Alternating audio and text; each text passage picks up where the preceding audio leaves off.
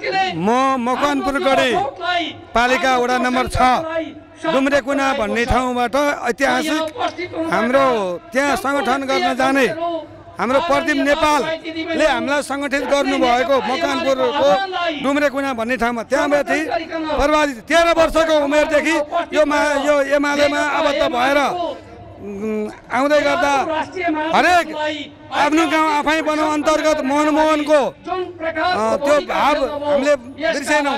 त्यसपछि सुखी नेपाली मदन भन्ने सुखी नेपाली केपी शर्मा ओलीको भनाइ अनि गाउँ गाउँमा रोजगार विकास सडक सिँचाइ यो सम्पूर्ण देखाएको उसले यो प्रतिगामी तत्त्वहरूलाई यो डाल आएर यो 23 गते जेनजी कार्यक्रम भन्दै प्रतिगमनहरूले हाइज्याक गरेर यस्तो गरिएको हो।